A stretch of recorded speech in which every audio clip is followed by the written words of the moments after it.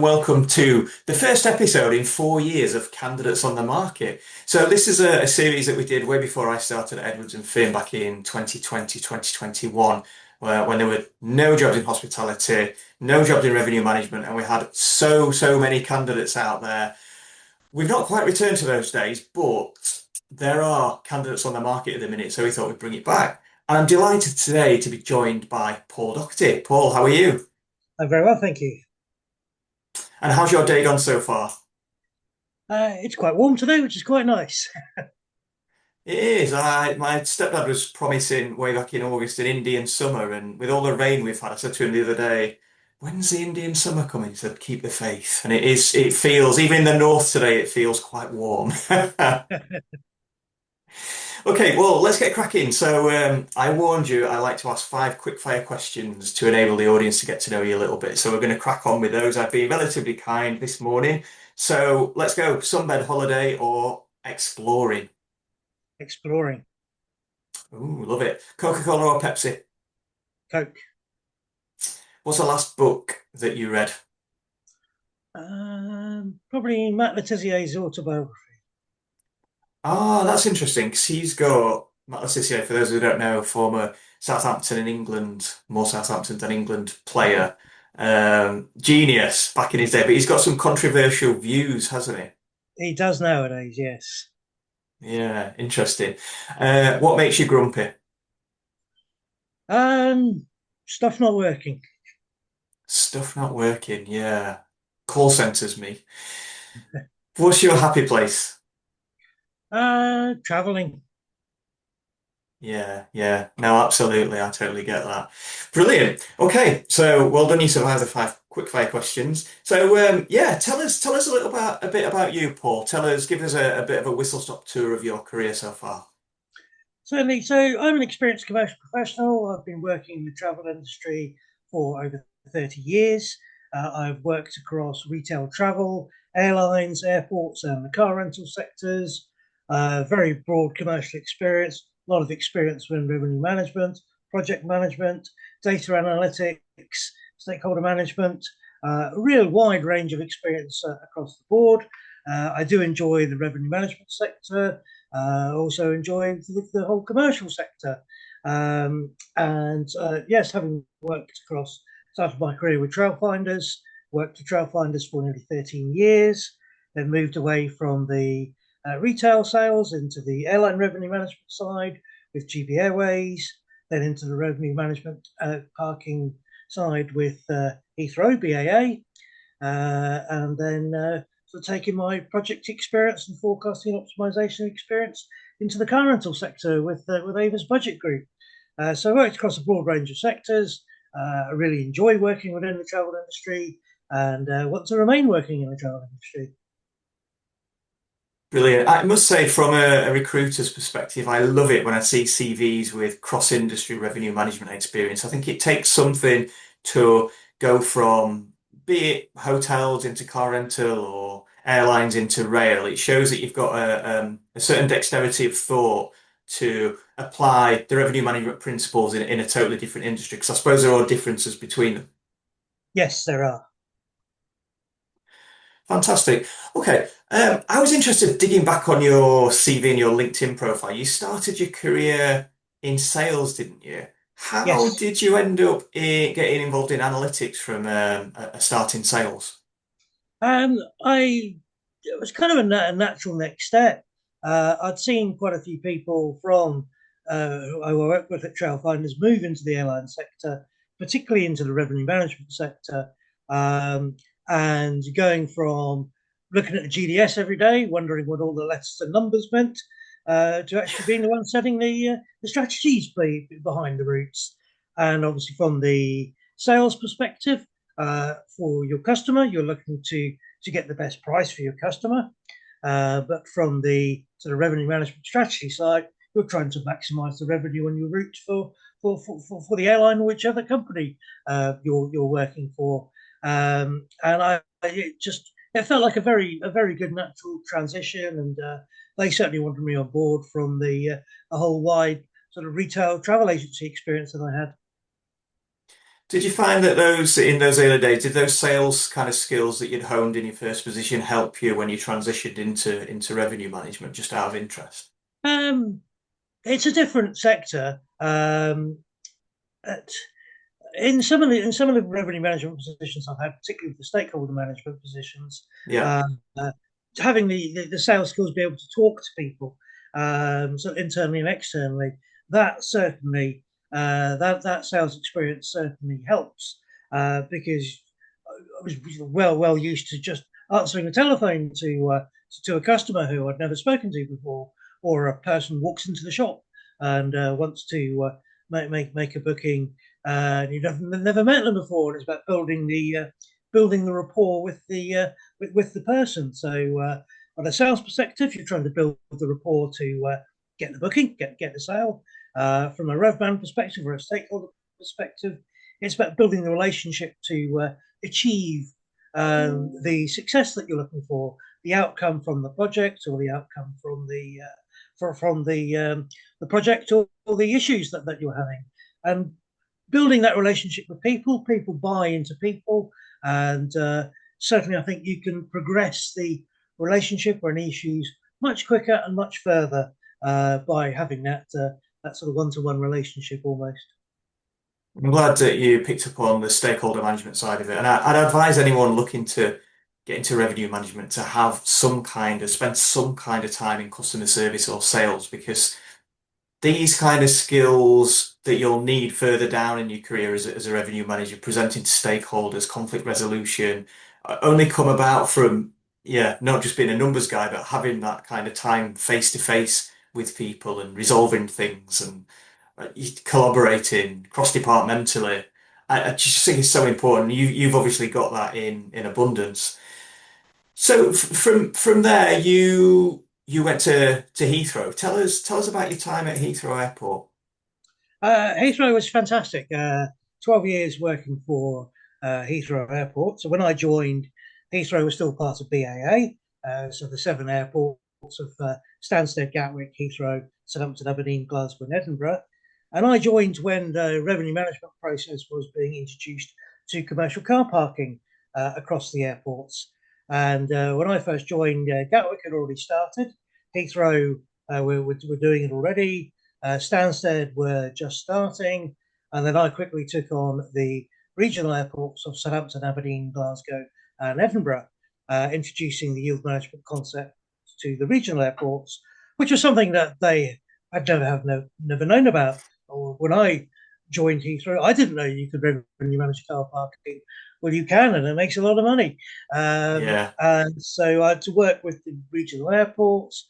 It couldn't be a one size fits all, even though all the pricing decisions were actually controlled from Heathrow. The regions didn't have access to the ideas RMS, but working with each of the regions for building up my understanding and their understanding and how their markets worked, and building strategies around their markets and the different nuances, and working with them. So it wasn't me as a revenue manager saying, right, you must do this strategy. It's finding out from them, what would you like to do? How would you like to do it? And then if they were coming up with any things that maybe steering away from what you would regard as standard revenue management strategy in terms of their idea of making more money, was just to put the prices up at the top level. That doesn't work. You need to have a nice gradual process, a good strategy, and you will drive revenue further by having a good strategy rather than just going top level on the pricing, because all that happens with that is business slows down and you end up reducing rate again. And of course, customers are always of the conception that a price will be cheaper at the last minute because it's priced too high early on. That's where you should never be wanting to get to. You should be optimizing your demand curve throughout and achieving your maximum revenue at the right time, just before the departure or arrival date, depending on which industry you're working in. And the great thing with Heathrow as well is you get to work across a number of different areas. So once the regional airports were deemed, BAA was deemed too big by the government and the regions divested, I was then yield manager for Heathrow itself. So that was 18 products across the four terminals, with going from long stay to business to short stay, meet and greet valet. Each Heathrow is effectively a cluster. It is effectively three clusters. So I know hotels very much look at it as a cluster. Well, Heathrow was a cluster: central terminal area, Terminal 5, Terminal 4. And you had six strategies for each cluster. And things like airline moves that could determine how demand was driven across. Once Air India, for instance, moved from Terminal 4 to Terminal 2, Terminal 4 just dropped off a cliff, and Mm. Terminal 4 just sat out there all by itself. Whereas, of course, Terminal 5 has huge demand because of BA out of Terminal 5, and then the central terminal area. So you've got the Star Alliance now in Terminal 2. So it's about getting the balance for each of the clusters, but getting involved in different areas such as project management as well, and particularly sort of working out and about in the terminals in terms of disruption periods. I was fully trained actually as a security officer when there was a threat of industrial action, and I was in the first group of managers to be trained as a security officer. A very intense 3 weeks, learning the whole security aspects, which was really, really quite fascinating. And also working as part of the incident management team as well. So on call for a 7 day period, 24/7, to be able to respond to any incidents that might be business disrupting across the airport. So you could wake up with your phone ringing at 4 in the morning, telling your baggage has gone down and you need to be down at the office within 90 minutes. Or you could be just nearing the end of your workday and your phone goes, drop everything, and you have to go. And certainly being involved in an anti-terror exercise at one point, that was quite fantastic, and that's quite stressful. Really gets you going in an incident like that. But it was great to be able to get involved in different areas of the business outside of the day job, and that helps broaden your experience across lots of different areas as well. And yeah, great to be able to get involved. And I achieved the project fundamentals qualification just before COVID hit. So that was a great achievement, and would have liked to have gone on to do the proper APM project management qualification the following year, but COVID changed everything. Just setting the scene, you talk about security, just to digress, I suppose, a little bit from revenue management, but setting the scene, this was around the time of 9/11, was it, when No, this things had was changed quite a lot? about 2018, 2019, something like that. There was a Okay, so, there was a real threat of industrial action okay. by the security teams, and yeah, you can't just to get the security clearance and qualify. It takes several weeks worth of training, and of course all the vetting that has to be done to go through on that. So even though I held a full airside ID, I had to complete a full anti-terror check, effectively sort of a real deep dive, almost going back to your parents and asking, "Are you really my parents?" That sort of question. That's how deep they went, and they just wanted to have enough to cover the operation, to be able to man the archways, do the screening. Quite often stood at the end of the lane. Of course, with the new generation scanners, you no longer need the laptops out, liquids out. Luckily now they can just go straight through. But having worked Yeah. in periods around the security lanes as well, I thought it was a fantastic experience to go through all the training and doing the X-ray machine training. Remember the night before the test, you can't see. You've got the images in your mind. Is this an IED? Black and white images of Yes. Is of this a knife? Teddy's and Yeah. Nintendo's going past. Brilliant. Yes. Take us back. 'Cause it sounds like so you talk with so much passion about your time at Heathrow. Take us back to that time initially where revenue management in car parking was kind of in its infancy. Tell us about some of the results, some of the implementations and ideas that you brought in around that time. So I brought in some of my experience from the airline side. certainly looking at the some of the strategies.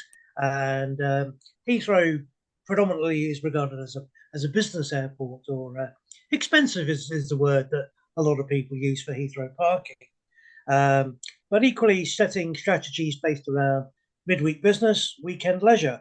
In a BAU period, you could definitely see the trends on that. It was strategies were definitely occupancy was Monday 4 days, Tuesday 3 days, Wednesday 2 days, and the maximum occupancy period would be sort of midday on a Wednesday, and then you could see within the system occupancy reducing after that. And then, of course, your premium business car parks are then empty at a weekend. So things like pod parking at Terminal 5, very, very, very popular business car park.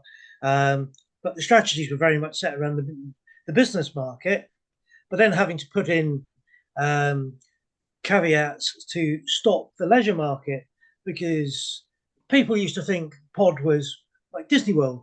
You go on, you go there to ride the pod, and but no, it was a premium business car park. So having to put caveats in to keep things like a 2 week booking out of there, because Yeah. that's better served in the long stay car park. And then I can turn over the midweek business space several times over, and that would achieve more revenue than one 14-day booking. Yeah. Yeah. Yeah. It must have been an exciting time, like exciting time for you implementing something into like a totally sort of new sector that had kind of, previously just been, like you say, it's busy, put the prices up across the board, and obviously things are not Yes. as cut and dry as that in revenue management. Yes, it was exciting also for Ideas, because Ideas were the first to launch a car parking revenue management system. Ideas, of course, being very big in the hotel space. So Yeah. Heathrow was very much held up as their flagship. Yeah. So a lot of the time, we were actually having to do things for other airports as well, showing them how the Ideas system worked, and almost being idea salespeople almost as well, as they wanted to obviously roll the system out to other airports. Yeah. Fantastic. And from there, you went into the world of revenue management in car rental. How did you find that? That was different. Certainly, they brought me on board primarily from my project experience and knowledge of forecasting and optimization, as a new forecaster and optimizer project was being rolled out to link into the pricing system that they already had. Um, I think one of the main differences with I saw within the car rental sector is it appeared that a lot of decisions were based on competitor pricing and linking of competitors, rather than taking necessarily what demand was showing. And I think one of the key aspects around that is a lot of money is then spent on rate shopping, as well as having effectively a pricing system as well. Whereas if you take it based on what's seen from demand, then that's obviously saving the rate shopping. But of course, one of the dangers of rate shopping is that the competitors know it's going to happen, and of course they have various caveats in place, and lots of companies were starting to get wise to it, and so knowing that the bots were going to hit around 2 in the morning, nice quiet time of night, they'd just put something in their system to suddenly put false pricing in just before the bots hit. So they might massively inflate the pricing, because they know that the link is going to, their competitors is going to change their pricing accordingly. Then after the bots have done their business, change it back to what it is properly. So this is how the forecast and optimizer was going to really help, because it would link a lot more into the pricing decisions, and free up the analysts to go and look at other areas which they could make more money. I've spoken to companies before where their idea of revenue management was doing reports for 4 days a week to change the prices on a Friday. That's not that's not an effective way to revenue manage. You should be reactive, set a good BAU strategy, so that in a BAU period you can then go off and look at your future peaks, set various strategies, and look at other areas where revenue can be increased rather than spending your whole time running around and being reactive as opposed to proactive. Um, but certainly working on the forecast and optimizer project, dealing a lot with the pros as the system supplier over in the US, and their guys were spread all over the US and South America as well, and also initially dealing with the APAC team. So lots of either very early morning or late night calls, depending on which part of the world I was dealing with, and rolling it out across the APAC teams initially, and then the EMEA teams. And so explaining to them that this was here to this is here to help. This is here to help you work more effectively and smarter as a revenue analyst. Why the obsession in the industry then with concept pricing? Why was that different to other industries that you'd worked in? You know, the culture of kind of undercutting and So Heathrow Heathrow was the dominant market. The on airport products were the official products. So yes, I would have competitors testing the market all the time, but but competitors more or less moved just only to the meet and greet market in the end, because trying to get a South Park location was very hard because of sort of council restrictions. But when you have a block park site, you can just put more vehicles on. So I would often have the valet manager calling me up saying, Paul, we're being tested again on the pricing. They've either gone really above us or really below us. And what they were trying to do was test to see what I did, whether I would follow yeah, or whether I would hold yeah, firm. Knowing my market as I did, I knew I could hold firm. I knew exactly, excuse me, exactly what they were trying to do. yeah, And if you do a constant follower, then they're going to test you all the time on that. Okay, so yes, you've got to still keep an eye on things, because if a competitor goes quite high, see if you follow, and your pricing is sort of quite low as a result, then yes, there is a danger that suddenly you can still get a run on demand at a maybe a lower rate than could have been achieved. Um, but generally, I knew they would be changing back within a few days as soon as they saw that I wasn't going to yeah. bite. And when I It's- was at GB Airways as well, yes, we were using QL2 for price comparisons on the routes as well. So it's always important to know what your competition is up to in terms of pricing. But I think having the knowledge of your product and how your demand behaves, that's the fundamental key. yeah. I painfully aware, having hired cars before for leisure in maybe mainly Spain, Tenerife, with some companies that I will not mention. The push to upsell was, in my experience, it seemed really cutthroat and really forceful. Um, Upsell to a upgraded car, sell the insurance. Are these things super important to car hire companies, car rental companies? Yes, it's the same with any form of revenue management. Really, that you're always trying to get the upgrade, get the higher revenue.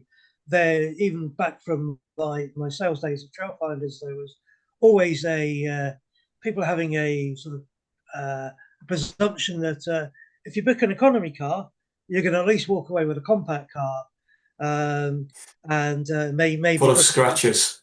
Yes, because the companies, they really don't actually want a fleet of economy cars, a number of economy cars in their compounds. They want vehicles that are going to make money, but of course you've got to put the economy in there to have your lowest price point out, Of out, out, course, out yeah. there in the market.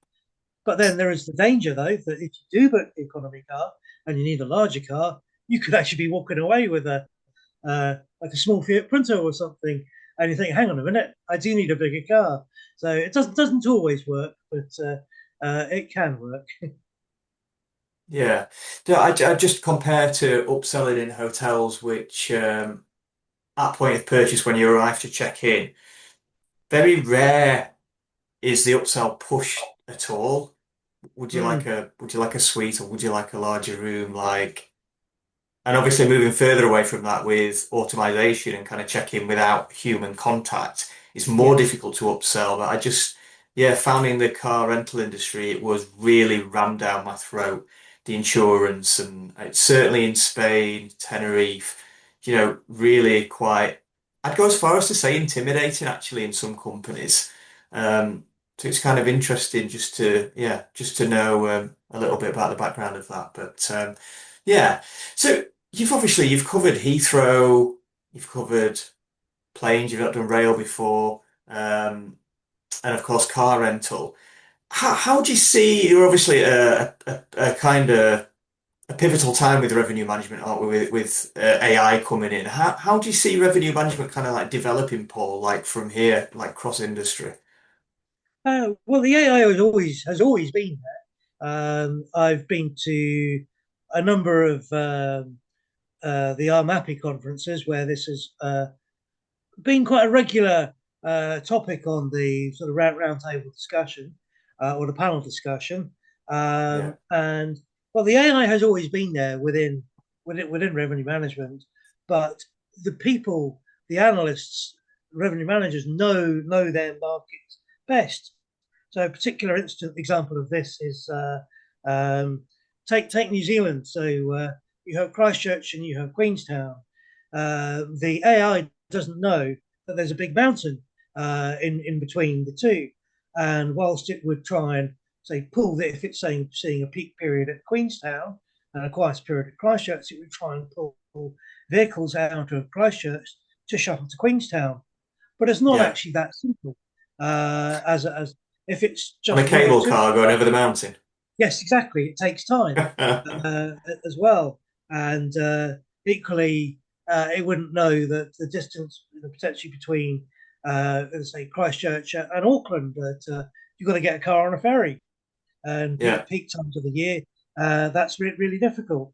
So that's where the how knowing your market best works. Yes, the AI really does help. I mean, that's the AI is there to assist um, and help help the revenue analysts, revenue managers to make quicker, more impactful decisions. But still, I think the key is knowing your market, which AI computers only see the data in front of them. They don't know the physicalities and certainly some of the nuances of a marketplace. And any new system that's coming in and being developed, that needs 2 to 3 years worth of data to yeah. even be able to build up from that. So and then that has still got to be the strategy still has to be programmed in by the analysts and the RM team. But I think definitely there are definite perks to having the AI, and certainly it helps make more impactful and quicker RM decisions. And if you set a good strategy, then that should take care of itself in a BAU period, and then it allows you to then sort of focus on strategies for your next upcoming peaks, for instance. So you think there's still a need for a human element overlaying, I suppose, increasing quality of AI. The revenue manager will still be around in 10 years' time. Yes, definitely. Okay, brilliant. Okay, back to you. So what's you're obviously a candidate on the market at the minute, looking to get back into a commercial focus, revenue management opportunity within a sector that you've worked in or one that you haven't, potentially hotels, hospitality, potentially rail. Um, what's your ideal next position? Um, I am quite open with my experience. I would like to remain within the revenue management sector, as I believe I have a lot of skills and experience that I can bring to the sector. But also, I've worked with product, so particularly the Heathrow product. So I'm an experienced product manager. I know how everything ties into each other and particularly from sort of retail travel to the car rental. I'm very open. I've certainly looked at the hotel sector. I've looked at the rail sector, and people people need to look at the experience rather than the sector, because the hotel sector, hotel revenue management started out from airline revenue management, um, and all other forms of revenue management have also sort of formed from the original sort of processes across industries. And Yeah. RM now applies to lots of industries. So you've got theatres, you've got even the cinema. And so, of course, yes, you've got the hotel, accommodation sector. So I've got widely transferable skills across the industry, and I'm looking to bring my skills and experience to whichever role I can to develop myself and develop the role further. We've known each other quite a while. We've always had good conversations. I can imagine that communication skills translate well into good stakeholder management skills. And I think your technical skills cross industry are beyond doubt. So, I mean, if I was looking for a revenue manager now in one of the industries that you've worked in or not, I'd certainly be getting in touch. I think the good thing is that doing this series is not about us trying to make a fee. If you're watching and you want to chat with Paul, get in touch with Paul directly. You don't have to go through Edwards and Finn. What's the best way of getting in touch with you, Paul? Maybe LinkedIn. I know you're quite active on LinkedIn. Yes, so my profile is on LinkedIn as Paul Docherty. Yeah, fantastic. Good. Well, listen, thank you for your time. I've really genuinely enjoyed the conversation and learning a little bit more about you. Say get in touch with Paul directly on LinkedIn. If you can't find him, which you probably will be, actually, you can get in touch with me and I'll make an introduction for you. But yeah, thank you so much for your time. Thank you very much. Great to talk to you. And that's all we've got time for this week on Candidates on the Market. If you do want to appear on a future episode, then get in touch with me on LinkedIn or jason.gossip@edwardsandfinn.com and we can hook you up with that. We're going to try and get these out as often as people want to appear on them and just doing our bit to help the industry. See you next week. Bye bye.